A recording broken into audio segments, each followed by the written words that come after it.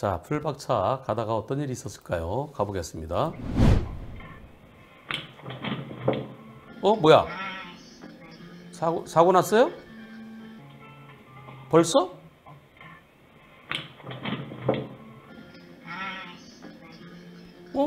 앞에는 금방 출발해갖고 앞에는 부팅이 안 돼 있대요. 자, 여기서 우회전 하는데 네, 사고 났네요. 우회전에서 뭘 밟은 거예요. 골목길에 우회전 중에 앞바퀴로 밟고 나서 멈췄습니다. 원룸 사이 골목으로 주행 중에 사거리에서 우회전하는 중 무언가를 밟고 넘어간 후 정차해서 보니까 아래쪽에 사람이 끼어 있었어요. 사고 몇 시간이 지나지 않아 경찰서에 조서만 쓰고 귀가한 상태입니다. 어두운 골목길 우회전 중에 약간 오르막길이에요. 무언가를 밟고 지났기 때문에 사람이 깔려 있었는데요. 경찰에 신고하고 119에 연락해서 조치를 했는데 이거 어떻게 해야 되나요? 사람을 밟고 지나가면 위험해질 수 있잖아요. 마음이 무겁습니다. 2021년 9월에 있었던 일인데요. 지금 시간은 밤 11시가 다 됐어요. 다시 한번 보시고요. 보시죠. 우회전에 오다가 앞쪽은 차가 출발한 지 얼마 안 돼갖고 처음 시작할 때 그 뭐라고 그러잖아요. 이거 이제 블랙박스에서. 근데 그게 그 앞에 분은 좀 없대요. 자, 요것만 남아 있는데 불박차는 잘못 있습니까? 자, 불박차 잘못 있다, 잘못 없다.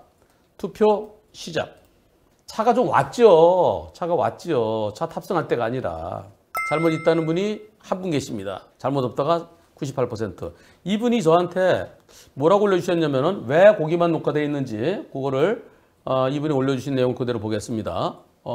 상시 촬영이 아니고 주행 중 촬영으로 설정되어 있어서 주행 전에 차량 위치가 사고 장소랑 불과 50 내지 70m 거리에 주차되어 있었대요. 시동 후 바로 출발했기 때문에 블랙박스 부팅 시간으로 영상이 그래서 거긴 없답니다. 그러니까 출발하자마자 시동 걸고 좀 이따 부팅하는 시간 기다렸는데 출발 바로 왔기 때문에 없고 여기만 찍혀 있대요. 그러니까 한 50m, 70m 오다가 우회전하면서 딱 나타났다는 겁니다. 사진이 있나? 사진 여기 있네요. 여기서 우회전 딱 하는데 사람이 여기 누워 있었다는 거예요. 우회전은 차가 이쪽으로 해서 이렇게 시선이 이쪽으로 오는데 마지막에 꺾을 때 여기 있으면 보일까요? 이 차가 우회전하는데 여기 딱 누워 있으면은 저기 서 있는 차하고는 관계없는 차죠. 한 분은 불박차 잘못 있다. 98%는 불박차 잘못 없다. 여기에 대해서 저랑 많은 대화가 이어집니다. 우회전하면서 피해자가 젊은 나이라 마음이 너무 무겁습니다.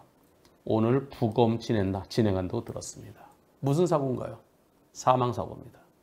승용차가 다리를 밟으면 부러지는 정도, 머리를 엮어하면 즉사할 가능성이 매우 크죠. 배를 밟아도 장기가 파열되었고 사망할 가능성이 높아집니다. 사망사고예요. 운전자 보험이 옛날 거래요. 오래전에 가입한 거래요. 형사비용 3천만 원이 이거 진짜 옛날 거예요. 변호사 선임비 500만 원, 벌금 2천만 원까지 나오고 형사비용 3천만 원 나온답니다. 선임비는 옛날 거라서 기소된 후에 지원될 거고 형사합의금은 경찰에서 교통사고 사실 확인원이 나오면은 검찰로 송치되면 그때부터 나오니까 일단 형사합의는 먼저 하시는 게 좋겠습니다. 왜냐하면 형사합의 했다고 해서 내가 유죄를 인정하는 건 절대 아니라고 그랬죠. 형사합의를 한다고 해서 유죄를 인정은 아니니까 검찰 단계에서 합의를 노력하세요. 그리고 이게 언제냐면 2021년 9월이에요. 그로부터 작년 7월에 제가 이 당시가 한문철의 초기 대응 플랜을 만들기 위해서 자료를 막 수집할 때였어요. 시간이 많이 지났네요. 아픈 기억은 좀 지워지셨는지요. 운전자분 문제점을 개선하기 위해서. 왜냐하면 왜 변호사 선임비를 법원에 기소된 다음부터 주느냐. 처음에 나는 경찰에 조사받고 한참 받고 있는데 그분 돌아가셨습니다. 그럴 때 얼마나 마음이 불안하고 그러겠어요. 그때부터 변호사의 도움을 받아야 되지 않겠습니까? 초기 대응 플랜을 만들려고 작년 7월 달에 제가 사망사고 우리 질문자분들한테 이제 문자를 보냈습니다. 몇 가지 여쭤봐도 될까요? 그래서 몇 가지 좀 여쭤봤어요. 그랬더니 그때 작년 7월 25일 글이 올라왔어요. 제가 글을 드리고 바로 올라왔어요. 그러니까 2021년 9월에 일어난 사고인데요. 2022년 6월 21일 날 재판했고요. 7월 14일 선고가 됐어요. 형사사건. 어떻게 선고됐을까요? 어두운 밤 골목길에 충분히 서행했으며 보통의 운전자가 앞과 양쪽에서 오는 사람과 차는 보지 누워있는 사람까지 예상해서 그거 살펴야 되겠느냐? 누워있는 사람 안 보인다. 그럼 어떻게 돼? 우회전해서 내려서 뚜벅뚜벅 걸어가서 보든가 아니면 조수를 태우고 다니면서 조수 내려서 확인하셔야 하든가 그건 아니지 않느냐? 그래서 누워있는 사람까지 예상해서 더 조심해야 된다? 그건 아니다. 이렇게 판사가 이렇게 얘기했다는 거예요. 그럼 뭐예요? 무죄란 얘기죠. 무죄. 예. 네, 무죄 받았어요. 검사가 항소했다는 우편을 받았습니다. 형사비는 안 하셨대요. 경찰도 검사도 어디서도 형사비하는 얘기를 안 해줬대요. 1심에서 무죄 판결 받으셨군요. 그 판결 선고도 받기까지 얼마나 고생 많으셨을까요? 판결문 올려주시면 감사하겠습니다. 그리고 제가 이렇게 말씀드렸어요. 판결문 올려주세요. 검사의 항소는 기각될 겁니다. 피고인은 무죄. 도로에 설치된 종이박스 피해자가 누워있던 장소에 비슷하게 설치를 해서 보이는지 안 보이는지 해봤다는 거죠. 예. 근데 그게 블랙박스가 어두워 잘 안 보이지만 실제로 안 보여요. 조사자가 교차로 진입 전 진행 방향 우회전할 때 피해자가 누워있던 지점을 주의하여 했더라면 발견할 수 있었을 것으로 판단되나. 그러니까 거기 뭐가 있다는 거 보고 보려고 그랬으면은 네 보일 수도 있어 뭐 그런 얘기 같아요. 그런데 누워있는 사람에 대해서까지 조심해야 될 그런 상황은 아니다. 또 피고인이 도로에 누워있던 피해자, 술에 취해서 도로에 누워있던 건 추정된다. 미처 발견하지 못하고 충격한 것은 비극적인 일이지만 한밤중 골목길 이면도로 교차로에 주차된 차량 너머에 사람이 누워있다는 것은 통상 예견할 수 있는 사태로 볼 수 없다. 그리고 피고인의 차량 하부 중에서 극히 일부분에서만 피해자의 혈흔이 발견되었고 그마저도 육안으로는 발견하기 쉽지 않은 점에 비춰보면 피고인은 당시 사고 현장 교차로를 우회전하면서 천천히 충분히 서행했던 것으로 보인다. 통상적인 운전자로서 주의는 기울였던 것으로 보인다. 무죄 받았습니다. 피고인은 무죄. 이럴 때요. 여기 보면 도로에 설치된 종이박스를 제대로 확인하기 어려웠다. 재연에 참여한 조사자 또한 여기 보면 제일 끝에요. 조사자 또한 교차로 진입 전 진행 방향에 피해자가 누워있던 지점을 주시하였다면 피해자를 발견할 수 있었을 것 판단이다. 그러니까 그냥 쭉 가보니까 안 보이더라. 나는 여기 사람이 누워있다는 걸 알았다. 알아서 내가 관심 있게 봤으면 보였을지 모르겠지만 그러나 그렇게는 안 한다는 거죠. 그래서 무죄 받았습니다. 자, 이 사건에 대해서요. 검사가 항소했어요. 저는 검사 항소 기각될 거라고 봅니다. 왜냐하면 이거 여러 번 보여드렸죠. 블랙박스 자체에도 블랙박스가 좀 어두워서 안 보이는 것도 있지만 우회전 딱 하자마자 블랙박스는 위에서 이렇게 위에대서 경우에 따라서 블랙박스 보이는 경우도 있어요. 운전은 뒤에 있기 때문에 안 보이죠. 요 노란데 사람이 누워있으면 안 보인다는 겁니다. 경찰에서 기소 의견으로 송치된 후 운전점에 3천만 원 나오니까 그 돈으로 형사비할 기회가 있었듯 한데 전혀 형사비 얘기는 오간 게 없었나요? 없었습니다. 그런 걸로 연락 온 적이 없었습니다. 보험사에서는 최종 판결문에 형사비 얼마로 봐라 라고 적혀나오기도 한다는데 그런 경우도 있나요? 이 뭔 소리야? 보험사에서 판결문에 얼마의 형사비 하라고 그런 게 써 있다고요? 여태까지도 없었고 앞으로 영원히 그런 건 없습니다. 형사합의는 판결문은 형사합의 된 점을 참작해서 뭐 어떻게 한다. 그럴 때 있지. 형사 판결 선고하면서 무죄 선고하면서 형사합의 얼마에 봐라. 유죄 선고하면서 아직까지 형사합의 안 됐네. 얼마에 형사합의 봐라. 그런 판결이 있다고 그렇게 보험사에서 얘기하나요? 보험사 직원이 아는 게 없어서 없을 묻자 알식자 무식해서 그런 얘기를 했을 겁니다. 형사 판결문에 형사비 얼마 보라는 것은 금시초문입니다. 아직도 간간히 밤에 누워있다가 역과돼 사망한 사고 제보 있을 텐데요.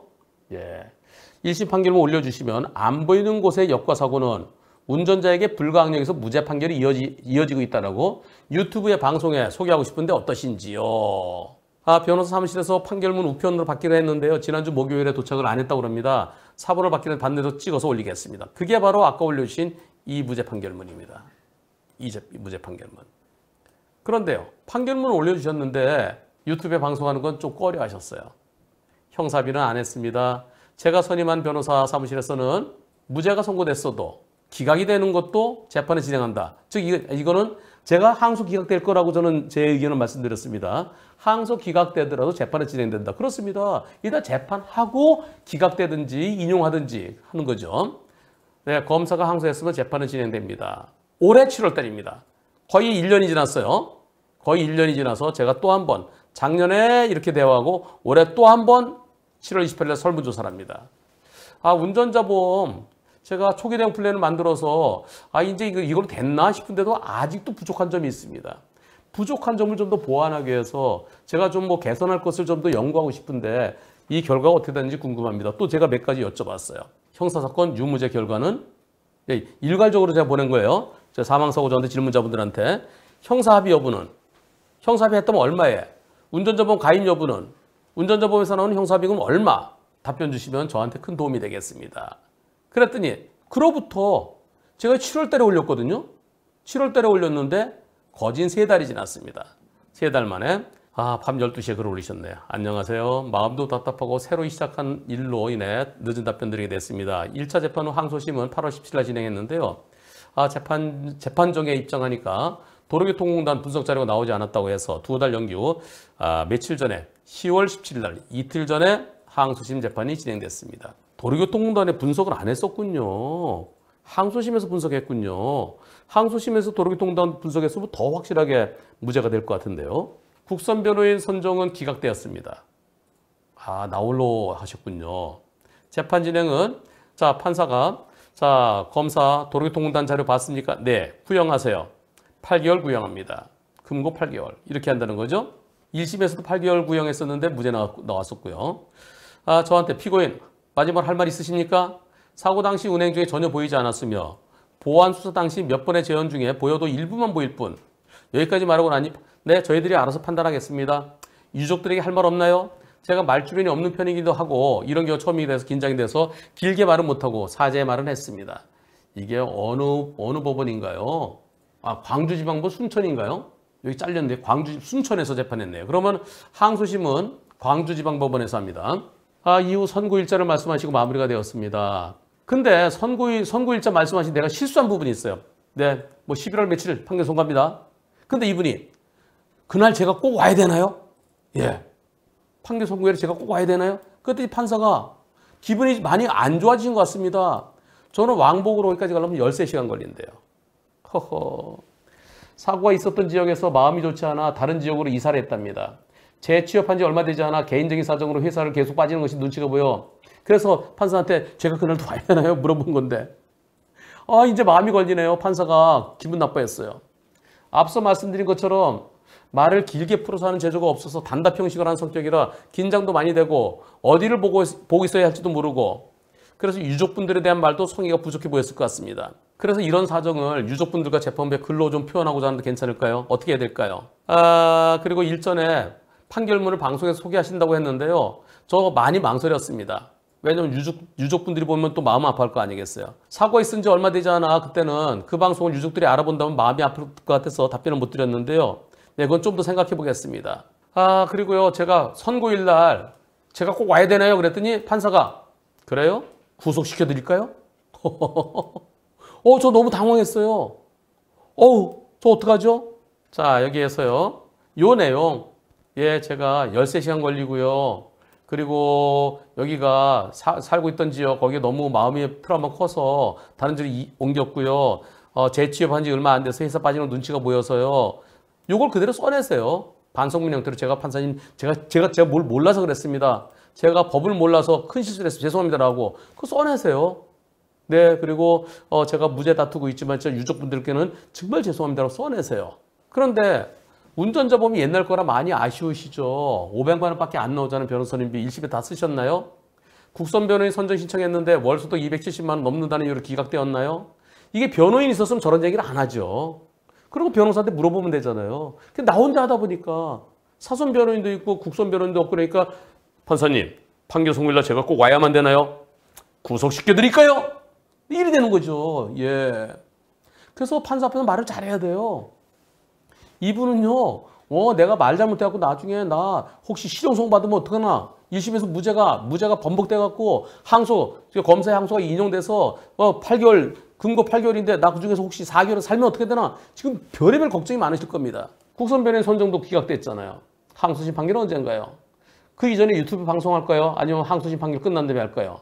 지금이라도 운전자 보험에서 나오는 3천만 원 그건 남아있거든요. 변호사님비 500만 원 1심에 썼고요. 그러면 3천만 원 그걸로 유족과 합의할 마음은 없나요? 1심에서 형사합의 안 한 건 변호사님이 형사합의하면 유죄 인정하는 거니까 합의하지 말라고 그랬나요? 지금이라도 3천만 원에 합의하겠다면 유족들은 어떤 입장일까요? 재판이 처음이라 항소는 생각 못했습니다. 500만 원 얘기하길래 그걸로 끝까지 다 가는 줄 알았어요. 재판은요, 네, 형사는 경찰 단계만 또는 검찰 단계까지 또는 1심까지 또는 항소심까지 그거는 약정하는 대로예요. 예, 이분은 1심까지만 하신 거죠. 1심에서 기소된 다음에 기소돼야 500만 원 나오는 거니까 변호사 찾아가서 네, 그러니까 예, 500만 원입니다. 그 1심까지. 약정서 보세요. 1심까지라고 돼 있을 거예요. 항소심은 이제 돈이 없어요. 국선 변호인 선정 요건이 기초생활수급자, 한부모 가족 등 네, 그런 조건으로 가능한 걸로 봤습니다. 하여튼 기각됐는데요. 뭐 때문인지 기억이 잘 안 나요. 선고는 11월 14일입니다. 선고만 남은 상태니까 지금 방송해도 괜찮을 것 같습니다. 형사비는 1심 변호사가 무죄 주장하는데 무죄 주장은 무슨 형사비야? 형사비 없어. 네, 1심 변호사가 그렇게 말씀하셨대요. 저 같으면 형사비 했을 겁니다. 무죄 주장과 별도로. 그래서 내체에 돌아가신 분, 도의적인 측면에서 형사비까지 했습니다. 이렇게 저 같으면 했을 겁니다. 전 처음부터 보험금 한도내 3천만 원이죠. 3천만 원 최대 액수로 형사비 하고 싶었습니다. 나로 인해 사망을 했으니까 제가 할 수 있는 데까지 하고 싶었습니다. 이게 맞죠. 근데 어떻게 해야 될지 모르겠어요. 변호사도 하지 말라고 그러고요. 검찰에서 합의하는 소리도 없었고요. 근데 제가 지금 3천만 원을 내 돈으로 먼저 낼 수 있는 여력이 없어서 보험사에서 유족 측에 바로 입금이 가능한지 알아보고 있습니다. 예, 지금 이분이 지금이라도 합의하고 싶은 마음이 있으세요. 유족 측 입장은 잘 모르겠습니다. 보험사에 확인 후 연락해 봐야 될 것 같습니다. 유족은요, 1심에서 무죄됐을 때 있기 때문에 항소심에서 합의하자고 연락하면 합의할 겁니다. 왜냐하면 항소 기각될 가능성이 매우 크잖아요. 제가 지금 이 방송하는 이유도요, 혹시 유족분께서요, 이분이 3천만 원, 운전자 보험에서 나오는 3천만 원에 합의하자고 하면 해주세요. 제가 볼 때는 도로교통공단의 분석이 어떻게 되어 있는지 모르지만 안 보인다. 고개를 들어서 보려고 해서 보였을지 모르겠지만 그렇지만 안 보였을 거다. 아마 이런 식으로 돼 있을 것 같아요. 그러면 항소심에서 무죄 또 나올 겁니다.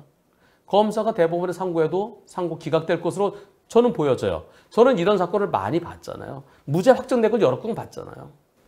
근데 보험사에서 유족 측에게 바로 형사비가 되면 돈을 주는지 3천만 원이 지급되는지 연락해 봐야 되겠습니다. 그리고 1심 판결문에 사고 현장에 가로등이 없다라고 되어 있는데 가로등이 있었습니다. 가로등이 있는 거 아무 상관없어요. 안 보이는 건 해가 쨍쨍해도 안 보여요. 가로등은 중요하지 않습니다. 딱 차가 돌아가는데 여기 있으면 안 보이는 거죠. 보험사에 연락을 했어요. 운전자 보험이요. 옛날 보험이라 1심에서 무죄 받았기 때문에 형사비가 안 나온대요. 항소심에서 유죄가 되면 그때 나온대요.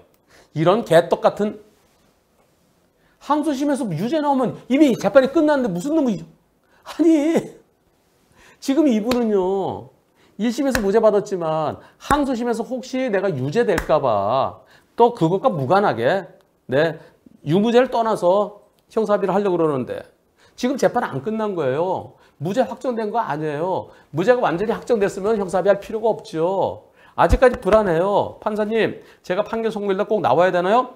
구속시켜 드릴까요? 불안하잖아요. 이런저런 이유에서 형사비하고 싶은데 무죄 나왔기 때문에 형사비가 안 나온다고요? 그럼 이게 무슨 놈 운전자 보험이에요? 그 보험사 어디예요? 예? 잘못이 전혀 없으면 지급이 안 된다. 잘못이 전혀 없는지 아닌지 아직 확정이 안 됐잖아요. 1심 재판에서 1심 때 형사합의 나갔으면 무죄가 되면 유족 측에게 돈 토해내라고 그런다고요? 야, 나 처음 듣네. 자동차 종합보험 같으면 먼저 합의했다가 무죄 되면은 요즘은 이건 진짜 무죄 확실하네. 그럼 우리가 잘 몰라서 그랬네. 그래서 부당이득 반환 청구하는 경우는 있지만 운전자 보험에서 무죄 됐다고 나중에 돈 토해내라고요? 그게 무슨 놈 운전자 보험이에요? 어느 보험사예요? 어느 보험사예요? 아이고, 이름을 제가 얘기 안 하겠습니다. 두 글자인지 세 글자인지도 얘기 안 하겠습니다. 무죄 받았다고 운전자 보험에 형사비고 토해내라는 것은 그 보험사가 유일하네요. 유일할 것 같네요. 제가 모든 보험사에 확인한 건 아니니까. 1심에서 무죄 받아놓은 검사가 항소해서 아직 판결 전인데 형사비금 못 준다는 것도 유일하네요. 예. 내일 전화해서 다시 문의해보세요. 1심에서 무죄 받고 지금 항소 진행 중이기 때문에 안 되나요? 그러면 1심에서 유죄 받았어요. 형사비하고 유죄 받았어요. 그리고 항소해서 무죄 받았어요. 그럼 토해내라고? 그거를? 그거 물어보세요. 1심에서 무죄되기 때문에 형사비금이 안 나옵니다. 그리고 무죄 선고되면 이미 나갔던 형사비금도 우리가 도로 다 받아옵니다. 토해내라고 다 받아옵니다. 네, 그거 맞나요? 그 보험사는 그렇게 하나요? 그리고 마지막에 한문철 TV에 그 녹음된 내용 그대로 제보해서 그대로 유튜브에 방송해야 되는지 물어보세요. 그 보험사 다른 건 몰라도 운전자 보험 하나는 망할 수 있습니다. 저 처음 봅니다. 유무죄가 확정되지 않았는데 아직까지 지금 항소심 진행 중인데 그런데 보험사에서 1심에서 무죄 받았잖아요. 그럼 없어요. 예. 항소심에서 유죄되면 그때 나와요. 항소심 유죄 나오면 끝났는데 뭐가 나와? 그 보험사가 어딜까요? 진짜 궁금해집니다. 보험사 직원 말 한마디 잘못하면 그 회사 폭망할 수 있습니다. 저는 그 보험사 직원이 몰라서 잘못 안내한 것으로 그렇게 생각하고 싶습니다. 자, 여러분들 제발 좀 누워있지 마세요. 제발 밤에 제발 누워있지 마세요. 제발요. 그리고 운전자 보험 옛날 거요. 겨우 500만 원 갖고 1심하고 나니 끝났잖아요. 항소심은 국선 변호인도 안 되잖아요. 이분은요. 국선 변호인 무조건 다 되는 거 아니에요. 국선 변호인 선정 요건이 돼야 됩니다. 당신은 돈 좀 있어 보이는데 그 돈으로 해. 그럼 내 돈 내야 돼요. 그리고 형사비금도 이분이 옛날 거 3천만 원밖에 안 돼요. 요즘 거 같으면. 그리고 제가 이분한테 2번이나 설문조사 했었잖아요. 한문철의 초기 대응 플랜 같으면 2억 나오잖아요. 그러면 젊은 사람 사망해서 마음 안 좋은데 그 유가족들 2억 원이 지급될 수 있으면 내 마음이 좀 조금 좀 가벼워질 수 있잖아요. 그리고 변호사 선임비도 요즘 것 같으면은 물론 이 사고는 초기 대응 플랜 만들기 이전입니다. 요즘은 경찰 조사 단계부터 그리고 요즘은 한 달에 한 3,000원 정도 될 겁니다. 저기 변호사 선임비 3,000원 되나 모르겠다. 하여튼 운전자 보험 그 자체는 한 달에 실질적으로 10,000원 정도도 안 돼요. 형사합의금 2억 원까지. 변호사 선임비 5천만 원까지. 5천만 원이면 1심 때 한 2, 3천 쓰고 또 남겨놨다가 또 항소심에 또 쓰고 그럴 수 있잖아요. 아니면 처음부터 경찰부터 경우에 따라서는 저는 이렇게 합니다. 제가 어디까지 도와드릴까요? 검찰 단계까지 도와드릴까요? 1심 단계까지 도와드릴까요? 아니면 이 사건 끝까지 제가 책임질까요? 그것은 이제 본인의 선택이죠. 두 가지를 말씀드립니다. 첫째, 제발 좀 약 좀 많이 드시고 누워있지 마세요. 둘째, 운전자 보험 옛날 것은 도움 안 됩니다. 하나 더 말씀드리겠습니다. 1심에서 무죄 받았다고 운전자 보험이 형사비용이 안 나온다는 그런 보험사는 미리 좀 확인해 보십시오. 그거는 운전자 보험이 아닙니다. 제가 볼 때는. 그리고 이분 11월 14일 날 항소심 판결이라고 그랬는데요. 판결 선고되면 한 번 더 방송하겠습니다. 젊은 분이 돌아가신 그리고 가족분들, 유족분들 이분도 마음이 무척 안 좋아하시고 우리 모두 무일의 뜻을 전하면서 그리고 또 상대가 돌아가셨지만 사망했지만 그런 내 잘못이 없으면 내가 유죄가 돼서는 안 되겠죠. 최종적인 결과 나오면 그때 한 번 더 방송하겠습니다. 운전자 보험 하면 누가 생각나시나요? 그렇죠. 저 한문철이죠.